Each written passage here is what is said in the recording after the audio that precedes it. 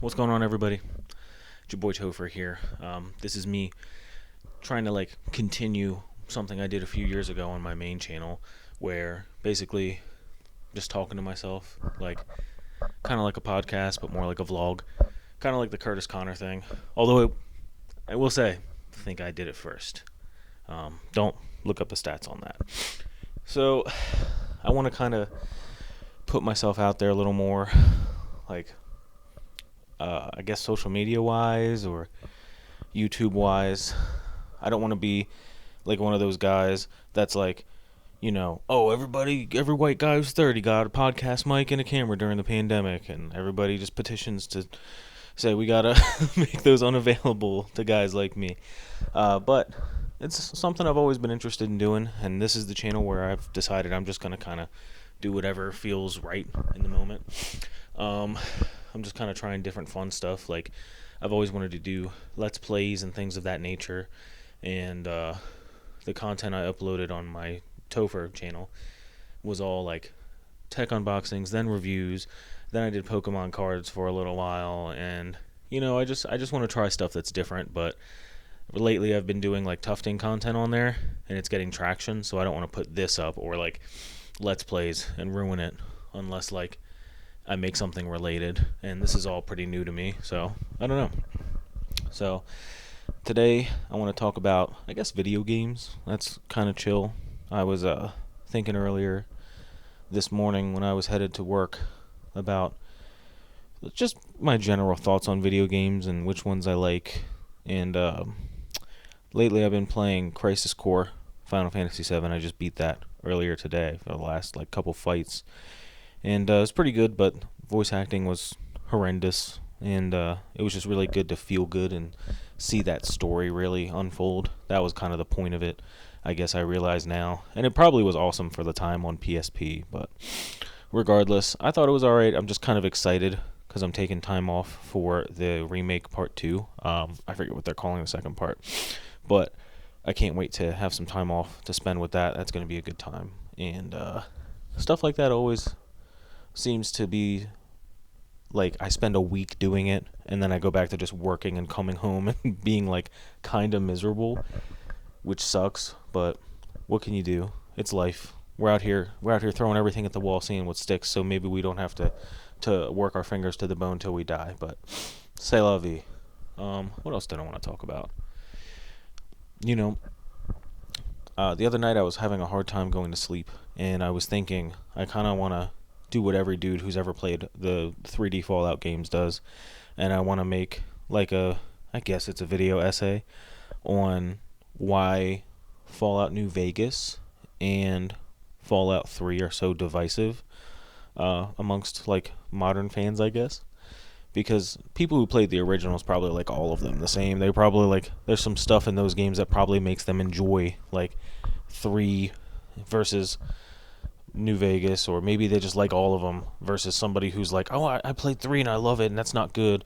New Vegas isn't good, and somebody who played New Vegas or 4 or whatever is like, oh, the other ones aren't good, but they never reference 1 and 2 and what's that other one?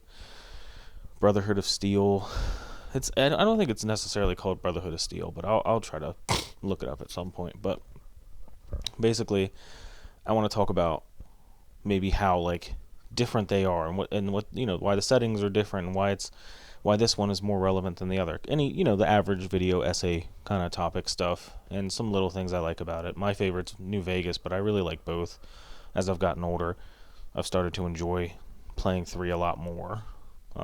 It's especially fun when you actually get it on PC and you go into console commands and you can go to the White House or whatever the government building is that's always being raided by the super mutants that murder you if you're underleveled, which is pretty fun. New Vegas is kind of just more, it feels more like an adventure. 3 feels like, oh, I'm just meant to be the hero, and New Vegas is hey, I'm this wacky, goofy courier guy, and wacky stuff happens to me if I pick this perk, and it makes the game more fun. And in general, Fallout games are fun and silly, but I feel like New Vegas is extremely fun and silly. There are a lot of, silly stuff in each game. There are a lot of silly things in each game, but I feel like New Vegas is, they really take advantage of all the silly creatures that they put into those games and still make them creepy and scary, and they take advantage of funnier things in DLC, like with Blue Mountain, or what was it called? The Big Empty. The Big Empty was like a very funny, silly DLC in the game, and I feel like they really lean into the goofiness of the universe with that, which is cool. And then you have 4, which is like serious. There's still funny stuff in 4, I think, but 4 just lacks a lot of heart. I don't know. Like, I feel like New Vegas had a lot more heart, and you were really invested in, like, oh, I got to get revenge because this guy shot me, and this is the Wild West, versus, like, 3, where you're supposed to be this hero of the wastes. And from what I remember, I think it's kind of similar to how the first couple games went. I know in the either first or second one, you are in a vault, obviously, and you have to leave because the water chip or something like that, the thing that gives you clean water, I'm pretty certain, is about to be destroyed or like fall apart, and the overseer sends you out into the wasteland to get another one to save the vault. But in the end, you are banished because you've gone into the wilds and become too worldly for the vault, meaning I think the overseer is just scared of you bringing outside knowledge in. And in 3, your dad's a doctor, he leaves, you follow after him, and then you sacrifice yourself to save the wasteland and to give them clean water, from what I remember at least. And I thought that was a pretty cool, like, it's cool that part was consistent, and it's not, in my opinion, lazy for it to be like that, because I'm sure there's video essays of people out there saying, oh, well, that's a lazy thing, they already did that in 1, because that was one of the thoughts I had. I'm like, well, people probably like, oh, they already did that in 1, they're just, beating the dead horse. But really, it's a common problem that's going to happen in the Fallout Wasteland. I mean, every bit of water you can find that's not purified or in a bottle or can from like the whatever era before the bombs dropped is going to be irradiated, and it's a pretty common issue. It's just they kind of remixed it, and I think that's neat. And in New Vegas, it doesn't really matter. The whole thing is, hey man, you were just a guy that exists in the world, in the state in which it is, and you were trying to figure it out. And I like that. I like the freedom of like, hey, you can be however you want. It's more open-ended where you can be good or bad, whereas in 3 you can obviously be good or bad, but ultimately to finish the game, I'm pretty sure you have to go through with purifying the water to save the wasteland, from what I remember. And either you send one of your companions in to do it and they die, or you do it and you die or get really sick or something. I think depending on how you play it, the outcome can be a little different, but it all ultimately ends up in you being like the savior, and which is cool. There's nothing wrong with that. That's great, and it's a great story. And maybe people just like the open-endedness of, hey, I can be a bad guy and get revenge, or hey, I can be a good guy, I can spare these people, and still I live in New Vegas, I'm alive, and I get to be the good guy too, ultimately. Like, that's neat too. I take like more of a middle of the road path. I get my revenge, and then I try to, do what I think is best for the New Vegas Strip, which, depending on how I'm feeling that day, because I play it a lot, I never go with Mr. House. I feel like he's too, I don't know, he's kind of a prick to me. I don't really like Mr. House. I don't like how he treats people. So Mr. House is usually out, and I usually either do NCR or I do, man, I can't remember his name right now. The freaking Securitron robot that Benny is hiding, that Mr. Man, I wish I could remember right now. Mr. Hands or something like that. Who knows? Who cares? This is just me and you time. I'm not here to be accurate. I'm not here to be right. I'm here to have fun. But yeah, there's a Securitron robot who gets his own AI, who is separate from the other Securitron robot that follows you around, that saves you.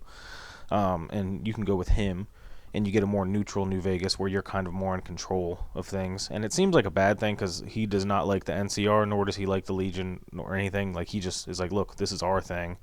You are now the new Mr. House, basically.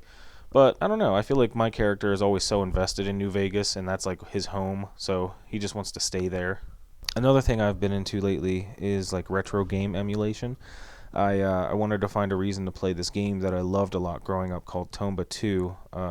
I think it's Return of the Evil Swine is the tagline, or the secondary part of the name. It's a really fun game. You play as like a pink-haired kid, and he's running around with like a little, I forget what it's called. They call it a blackjack. It's basically like one of those mauls from like medieval times with a rope on it, and he swings it and he hits bad guys with it, which are all pigs basically, and a couple different variants of different other bad guys. Um, and he gets like a boomerang and a grappling hook and all this kind of stuff. And it was neat at the time because it was like one of the first 3D games I had ever seen that was like kind of like funky and fun, but not too serious. And because I was a little kid, that's what I was into. Like Super Mario RPG, like back in the day, it was all pixelated 2D stuff, but it looked 3D, and stuff like that to this day is still very nostalgic and super cool to me. And it's stuff that I really like playing through again just because of that. Not just the hit of nostalgia, but now being impressed by what they were able to do with graphics back then. Like Mario RPG at the time, to me, was like super impressive in that it did look 3D, but it was a 2D game, and I didn't realize that till I got older. Like, I didn't realize they're just using shading in a certain way, and there's not actually 3D models.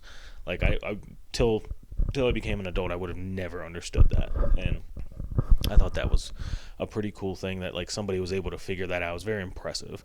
Just goes to show like how creative people that make video games can be. And that's why that's something I'm passionate about. It's like an art form, you know. And there's an original Tomba game. The original one's not as fun to me. It's a platforming type of thing, and you do all the same stuff for the most part, but it's not 3D. And that's what the big pull for Tomba 2 for me was, that it was 3D. A lot of the game is changing perspective. So like your character will be on a flat plane, but like you'll walk up to a corner. When you hit that corner, there's a road behind the character, and there's also the road obviously to the right and left of him that you're doing to like platform and stuff on. You press up and the whole perspective changes and it moves over, kind of like a big box, kind of like what was that one game that kind of like that game Fez. It's like it shifts perspective all the time, and stuff like that is cool to kind of show 3D graphics without having to give you a world where you can walk fully around in, because I'm sure there were limitations to the hardware at that time. It was a PS1 game. That one was super cool. I thought it was cool that it was a little guy with pink hair. I thought that always looked neat. His like character design was cool, and the fact that you're just fighting pigs, there's no like gratuitous violence. You're just like smacking pigs with like boomerangs and all that kind of stuff, but you just jump on him and he like bites him because he's a wild jungle type of dwelling boy, and he jumps on him and he throws him. It's all really fun. It's all a very kid game. And what else does he do? He kind of just, he interacts with people in the world, and there's all like missions and stuff, but they're all very like light and very quickly done. They're not like an mission log or anything. You can see the log of stuff you did and have to do still, but it's very light. Like, hey, you go to point A, from point A to point B, and you have this thing in your inventory and it automatically works. I mean, that's every game's like that, but it takes there's no like additional real in-depth stuff you have to know. It's not like, hey, you got to go talk to Marcy from 45th Street, and she's really in love with this cop at the station, so if you bring him up, you can actually manipulate her into telling you some information that you need to know about this murder case that's going on, or about this thing the paparazzi wants to figure out about her actor neighbor that we're trying to get the scoop on or something. In like games like L.A. Noire and Mass Effect and all that, where it's good to have a little more inside knowledge. This is a very, 1990s kids era game, which was fine for me at the time, and there's no, it's fun to kind of just reminisce and play stuff like that. It kind of feels like almost an arcade game. You're playing a game just to play a game. That's Tomba 2 and Tomba 1. And I like the way that it's 3D, in that it's like a step above Final Fantasy VII when Cloud is in like the overworld. It's not quite as detailed as when they're battling, which is I always thought that was neat too. We really didn't question stuff like that back then. We were all just kind of happy to have something to play, I think, and all the stuff that was happening was very impressive, and it was always upgrading and becoming the next thing at the time in like the late 90s. Because like Cloud on the overworld in the original Final Fantasy VII is just like probably like 13 polygons altogether. But then when he's fighting, he's like hyper detailed in comparison. And when I was also young, I didn't understand a lot of those backgrounds that are 2D were basically pictures, and I didn't understand that because I thought they had depth and I thought there was so much detail that they were actually there. And now, if you try to put that in a game nowadays, I'm sure it'll get freaking panned. Or if your character model is even slightly different than what's in a cutscene, because I know that was a big thing too. So the next era in like PS2 gaming, I know a big thing was like, oh, these cutscenes, the characters look amazing because 3D modeling and 3D graphics, I guess, for like animation probably the sky was the limit at that point as far as technology goes, and it was amazing. But then the characters themselves still had like a limited polygon count, so they wouldn't crash a game, I would assume. And you could still see some rough edges, like in I think Final Fantasy X. There were a lot of rough edges on a lot of the character stuff. I mean, hell, even now you play the MMO Final Fantasy 14. There's so many things going on at once, and there's so many possible people that can be in the same areas as you in the overworld and just in the world period, that a lot of the people's garments and clothes and weapons and all that, they are super crappily detailed. I'm actually recording this on the day of the Final Fantasy 14 Fan Fest event in Tokyo. It's January 6th or 7th. Basically, there's a guy, Hien, in Final Fantasy 14, and if you ever want to look up his textures on his garb, on his Hien's robe has just the worst. Like, you can literally count out and see the squares of the pixels on it.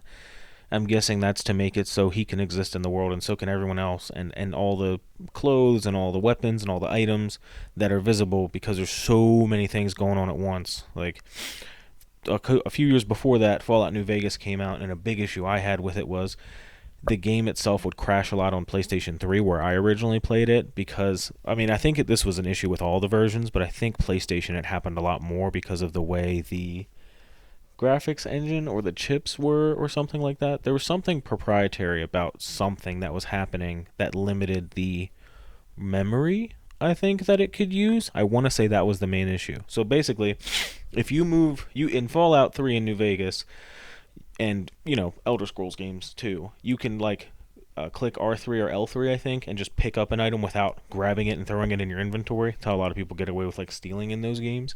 And if you move anything an inch, and you can a lot, you can't really avoid it because there's grenades that go off. There's like traps that these freaking survivors set when you walk into an empty building, and you throwing grenades to defeat the big monsters and the mutants and the death claws that you come across. These pixels and these little parts of these like tin cans, or these cans of beans and food and everything you find in the world, they move and they have a set place in space. And the game, apparently, was told or heard or read or watched a video where somebody talked about it, the game saves that exact location data all the time.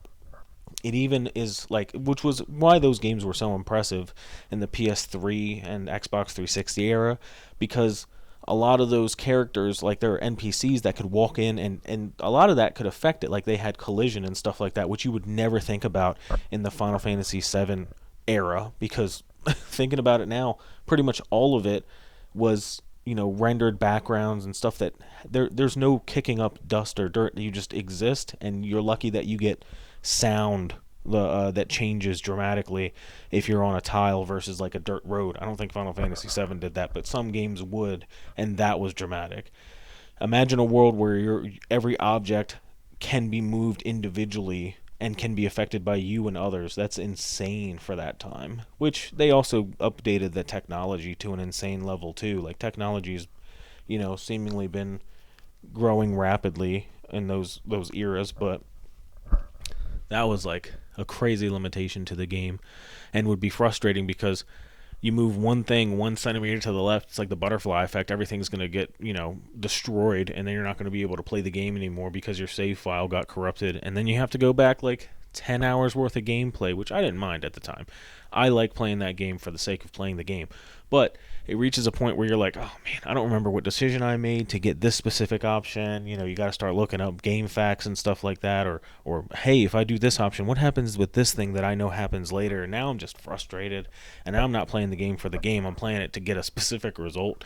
And though I am enjoying myself still, it's just frustrating. Like, I guess it's not one of the things they probably think about. I mean, you can't really playtest the final version of a game constantly for 50 hours, by that point, the playtesters and the developers are probably like, look, we've played this game every way possible, or our playtesters have played this game every single way possible from beta to now.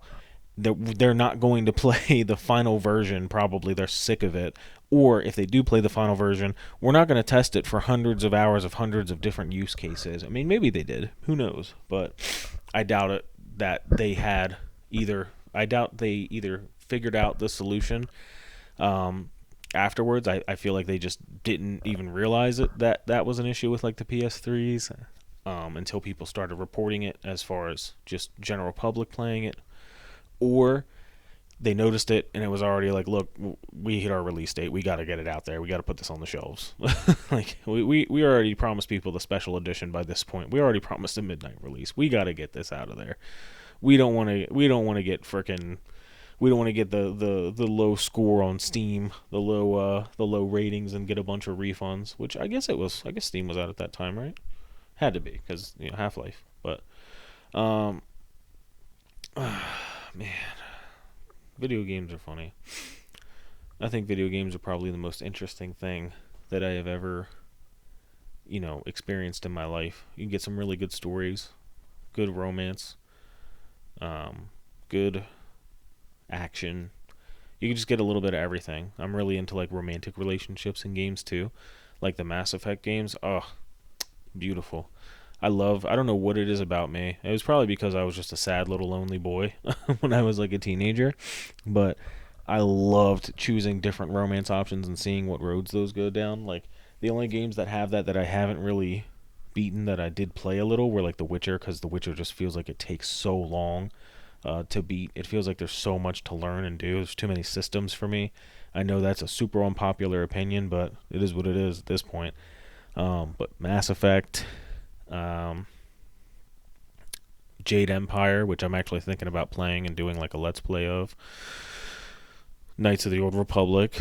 Though your options, I'm pretty sure it's just Bastila. If I'm not mistaken, you can flirt with other people, but I could have sworn you had other options. Maybe that's two. Maybe I'm thinking about Knights of the Old Republic too.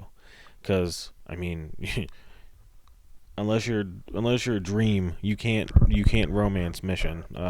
Just letting everybody know right now.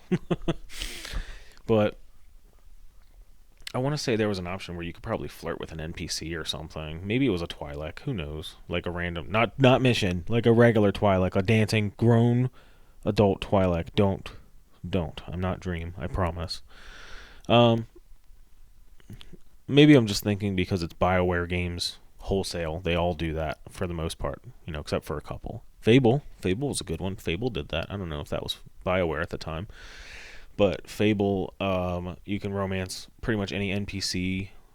You can romance the mayor in the first one. I thought she was cool. She was a little annoying because I thought she was evil, but she wasn't so bad.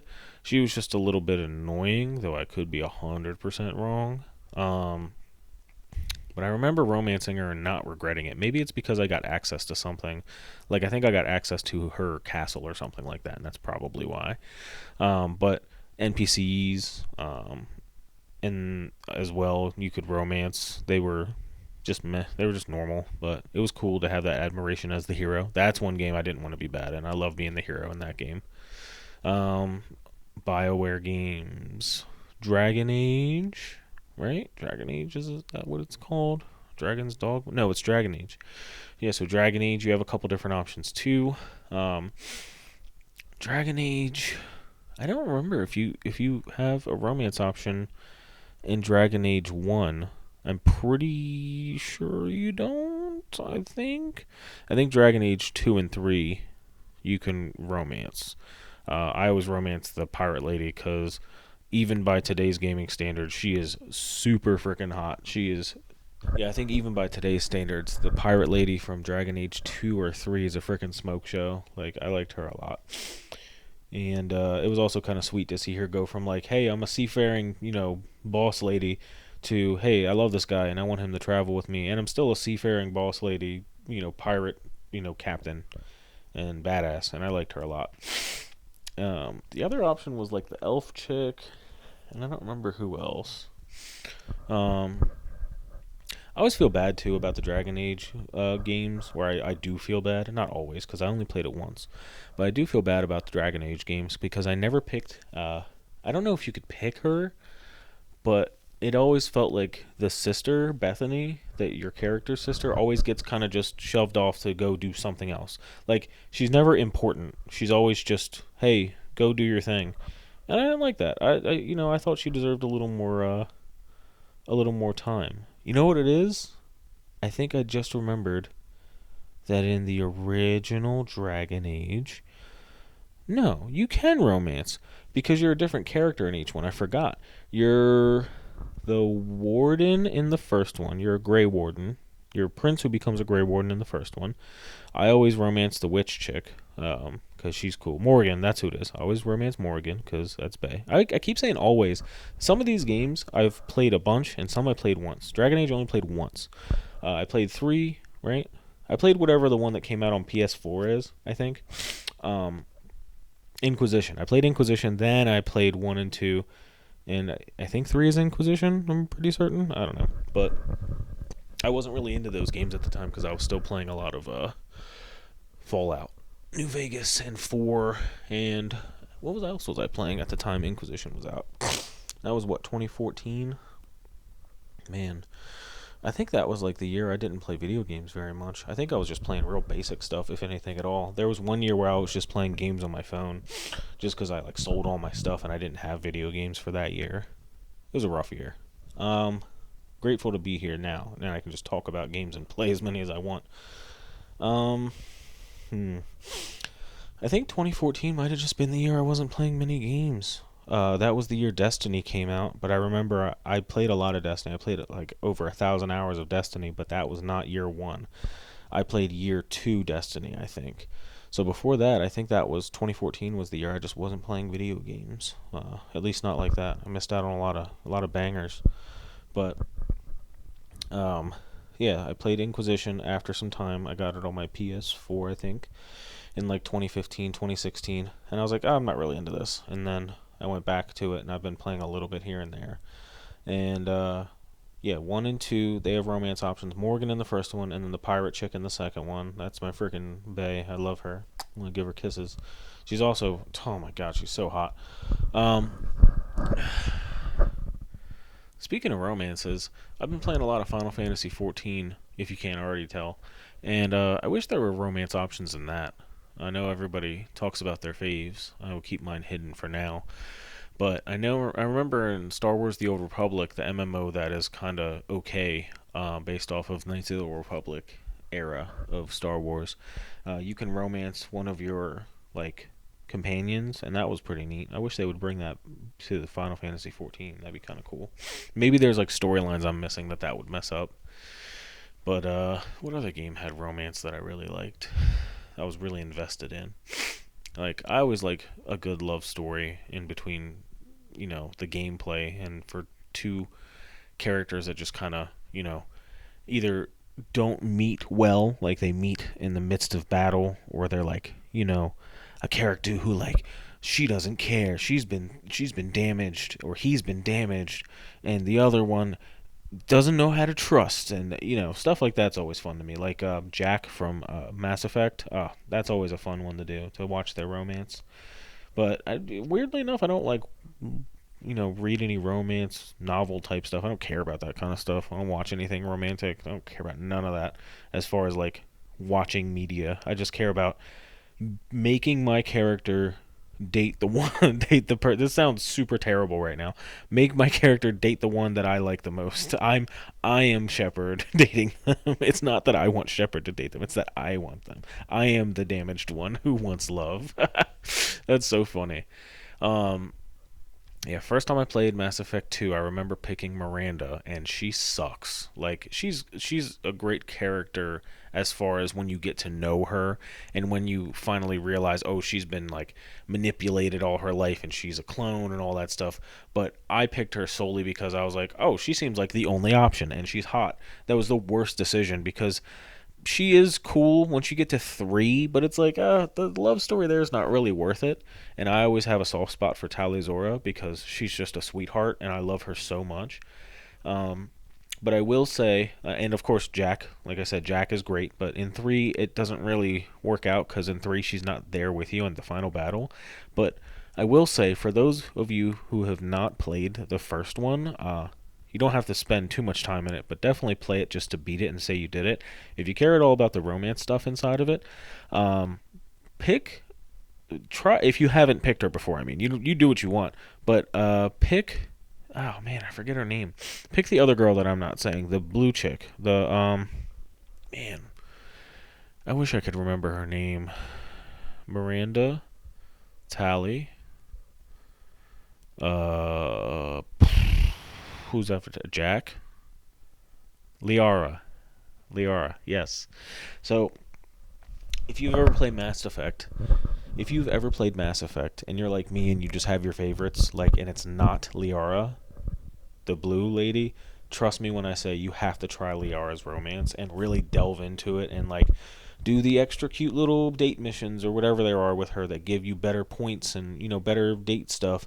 And the second game, you can hang out with her for a little bit, do that too, and then play the third game. Like her watching her romance throughout the 3 games, I think it's because there was just a bunch of dudes, a bunch of nerds who made the game that are like, this blue chick, she has to be the most important romance. Like, I feel like they're like, nerds love alien chicks in media, so we're gonna make her the coolest romance, and she genuinely is. Uh, she's really fun, and not even not fun. That's not the right word. She's really cool, and she's nice, and it's a really interesting and in-depth love story between her and Shepard. It's really like, damn, they put a lot of love into this, which was cool. Unlike the freaking abomination that is Mass Effect Andromeda, where you do see boobies and there is nudity. There is in the other ones too, but it's not really relevant. It was relevant to me at the time when I was a kid and I was horny playing it, but now it's just like I'm just enjoying it. At the time when I was playing it, I was obviously playing it because I was like, oh, you can see boobs in this. I'm horny. But also, I was not playing it in 2008. I played it like 2011, 2012, so I didn't really care about that. But Andromeda freaking sucks, even though there's nudity in it. I know anybody who's watching at this point who wants to talk about video games is probably, oh, I'll look at boobs. That's probably who you are, because that's who I am. But the romances are cool and all, but they ultimately suck. There was another one that I actually just thought of while I was telling about how much Andromeda sucks, because I love talking about how much Andromeda frickin' sucks. There's another game with a really good romance option that I played recently, but I don't remember what it is. There's a set of characters that I really liked, and it was hard to pick between them. I wonder if it was, oh man. Ooh, excuse me.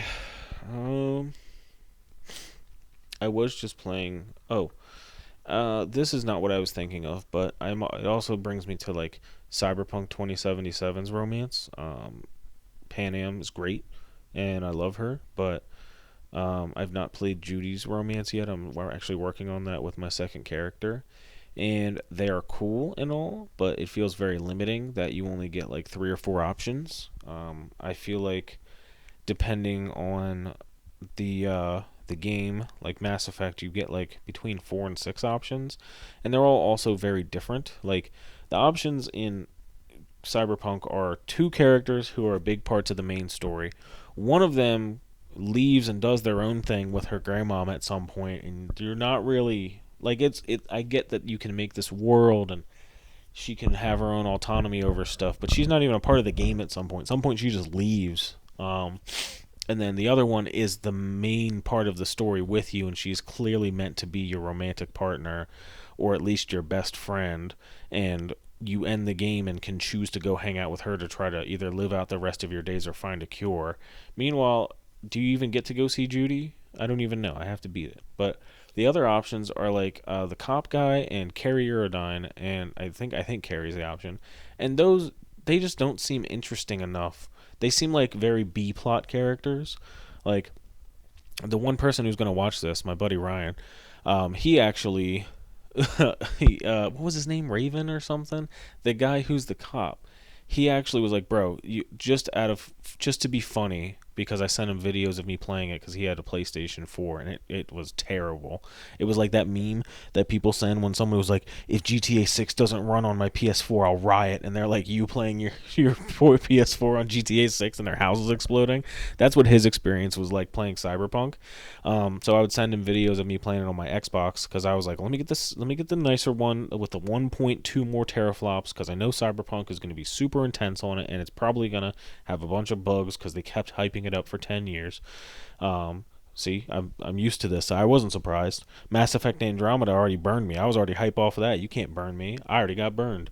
So basically, I played it, and River, that was his name. River, he was like, dude, what happens if you kiss him? And I was like, I don't know. I was like, oh, it's because I sent him a screen cap and was like, dude, look at this option. I can just go in for a kiss while we're sitting here at this water tower. And I'm like playing as a male character and River is straight. And Carrie, I think he doesn't care if you're male or female. Judy, you have to be a female character, and Panem, I think you have to be a male character, which is another thing that limits it. So, like, only one of them is bi. I don't even remember if Carrie's fully bi. I could be wrong. Maybe you do just have to be a guy. But, like, you get two queer options, and you get two heterosexual options, which is fine. But, like, I don't know. I wanted more bisexual options, or more, like, other people options, because in Mass Effect there's people that aren't even humans, so it's kind of like I've already gotten the best out of it, you know what I mean? Like, who's that one? I I feel like there's a lot of people who I've seen say they want to be with Garrus, whether they're playing as a male or female Shepard, and I just love that because clearly, obviously he's the best option. I mean, look at him. He's handsome. He's nice. He's got a good head on his shoulders. He's a good guy. He takes care of his friends. I mean, come on. What else could you ask for? But it's nice to know you have a bunch of different options other than like Grunt and freaking I forget the other guy's name. The original guy that helps you. That's another good thing too. Don't be like me and just play Mass Effect 2 and then 3 and then 1 10 years later, because if you play Mass Effect 1 you see Rex and he's cool as hell, and then you get more satisfaction out of Rex being like the Krogan king, or the like whatever the guy who's in charge of all the Krogans is at some point. You get more satisfaction out of that because then he helps you, and then you understand it better. Because I played through Mass Effect 2 the first time, I was like, why is this guy helping me? He has no investment in me. I don't even know him. Clearly there's dialogue saying that you know him already, but like I didn't know that. I was just going along with it. I was like, oh, maybe he's like a guy that everybody knows, or either that or I was like 18 and didn't care. I was just like, I'm just playing a game.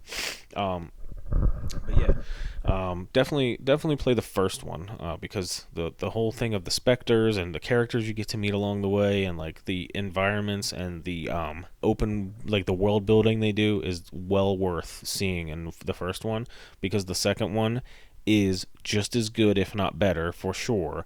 But the first one is more, I don't know the word for it. The first one is more of an experience. Like the first Mass Effect is more, hey, you're here to see and experience this world and kind of take it all in.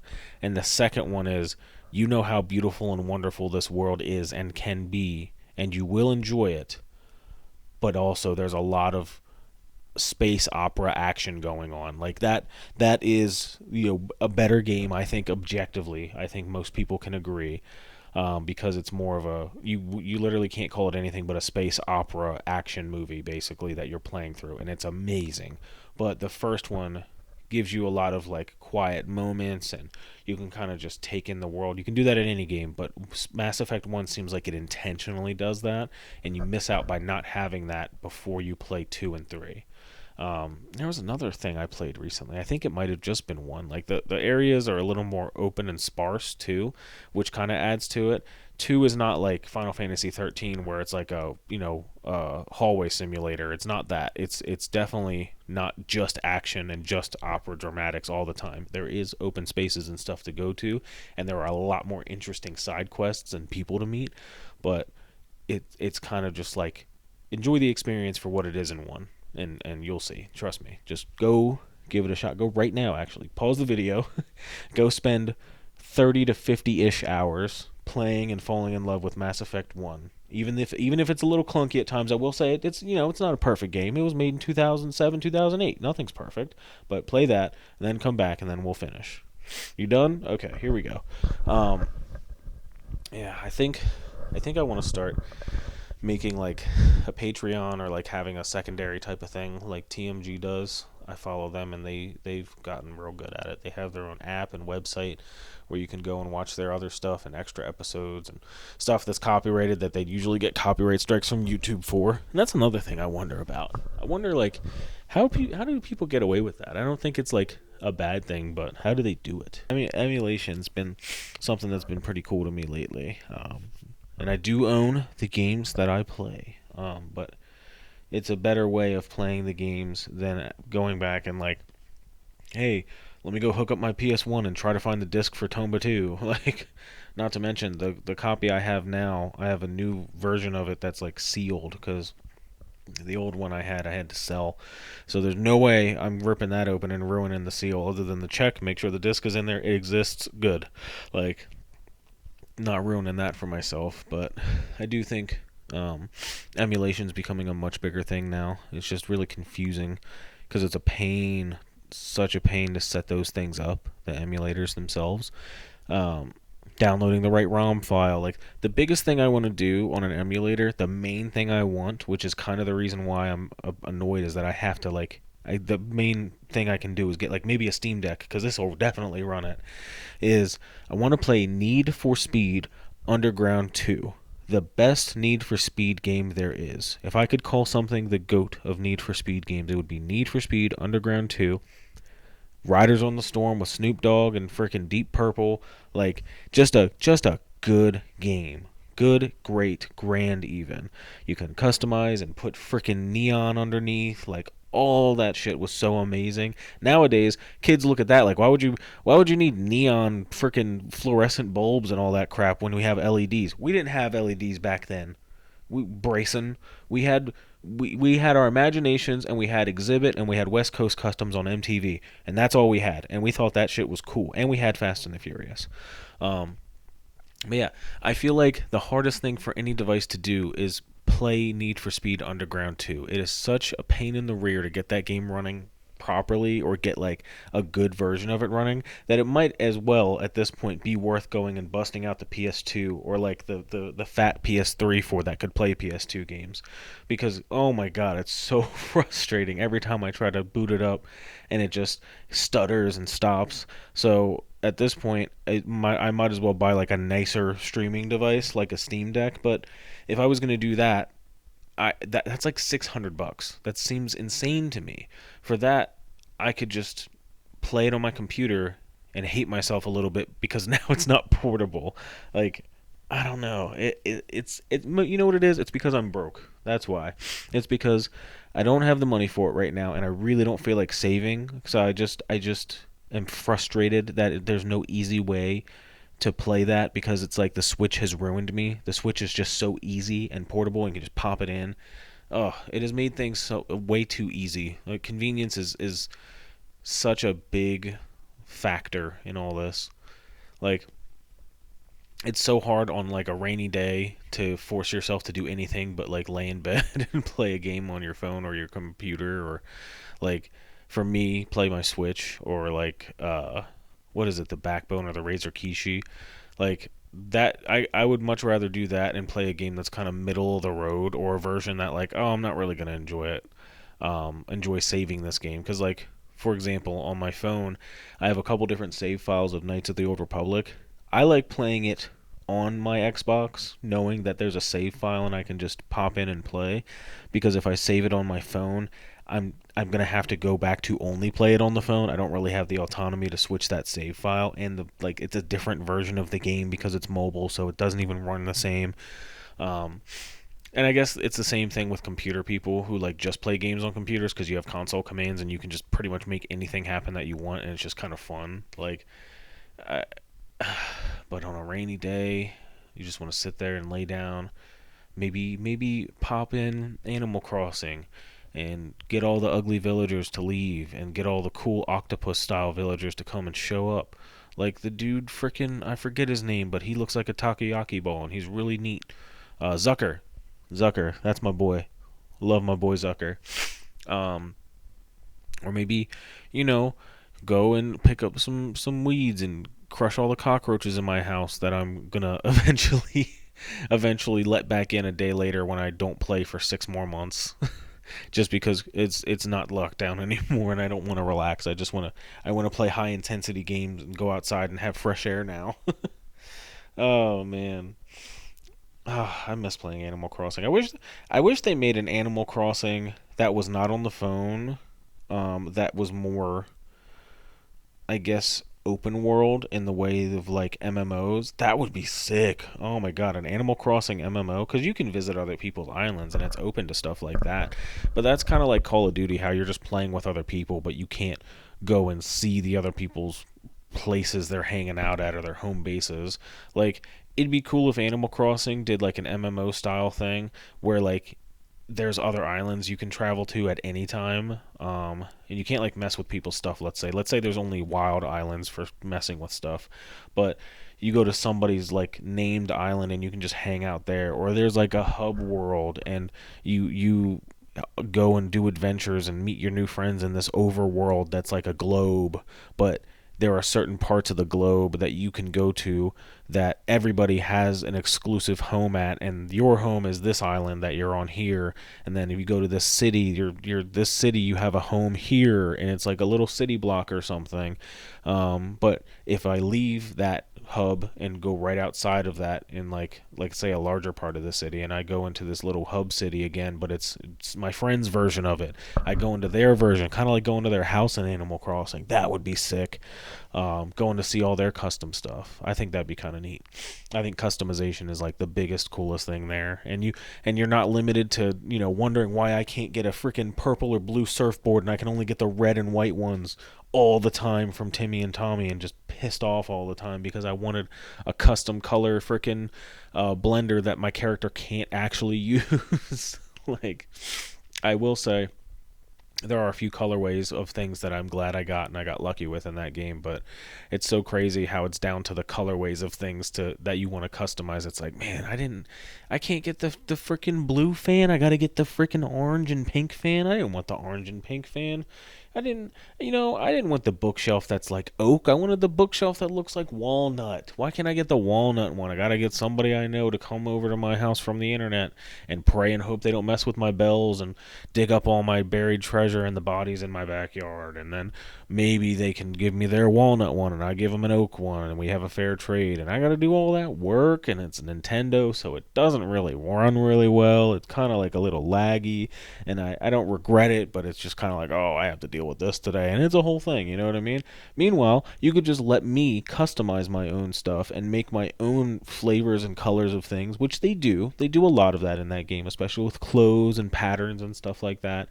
But I don't know. I wish I could just swap out. I wish I could go to Tom Nook, or better yet, I wish I could take the stuff I want, go to a different section in a hub world or something, and say, well, this city produces blue surfboards, and I have a green one. I don't like my green one. I want a blue one, and I can trade them there, and that can be like an ongoing stock of like a market board, kind of like in Final Fantasy 14, where you just have this huge marketplace, and everybody can trade their custom stuff, but it's not like a cutthroat marketplace.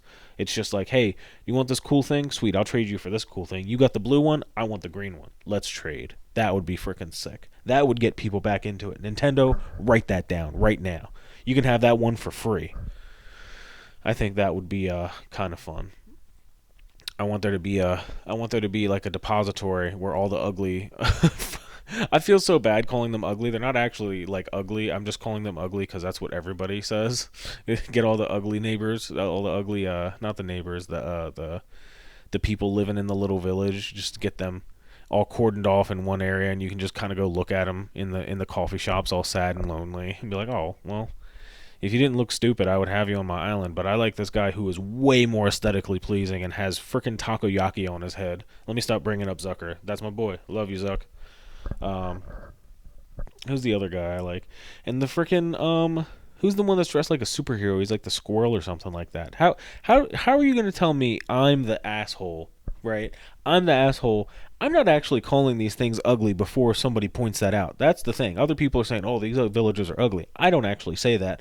I just think, no, that one's cool, but this one's just like a regular horse guy. This is a horse guy that looks like Evil Knievel. Come on, bro. You're telling me you're taking Seabiscuit over Evil Knievel? Ain't no way. I know you're lying. I'm taking Evil Knievel every day of the week. And then there's a freaking squirrel that's like a robot. Yeah, no, there's a frog that looks like a robot. You're telling me there's a frog that looks like a robot and I'm gonna take the freaking who was it? Who was the one? Oh, there was one that just would not leave. I hated him so much. Um I forget. Oh god, now I feel stupid. So there's one who I didn't hate very much, but I did want her to leave. She was a very cute little horse, and she was cool, but I'm not really into horses. And to be fair, I didn't really vibe with her. I felt like she was nice, but she wasn't really invested in our friendship as villagers. And there's a freaking frog that is a robot who has like microchips and stuff in his house. I was like, that's kind of cool. This guy seems like he might be a little bit of a hoarder, but he's neat. I wanted him. So the horse lady, I had to try to get her to leave. She wouldn't leave for weeks, and I had to keep time skipping, coming back, time skipping, coming back. Nintendo, ignore this part. I was not doing that. And then I finally got her to leave, and he moved in, and I've been so happy. I felt guilty for like half a second because she was really nice, but I was like, no, her vibe's not really there. I want like funky, cool people here that kind of like make me feel happy every time I see them on the island. They kind of just hype me up and pump me up, make me feel cool. And that's what that accomplishes. Thank you, Nintendo. Thank you, Animal Crossing. Nintendo, you can start listening again. That was for this channel, my first episode of talking to myself, or whatever I'm gonna call it, talking to the wall, whatever.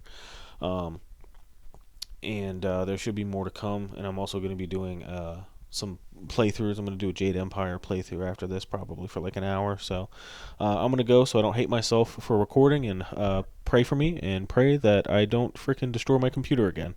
All right, guys. Peace out.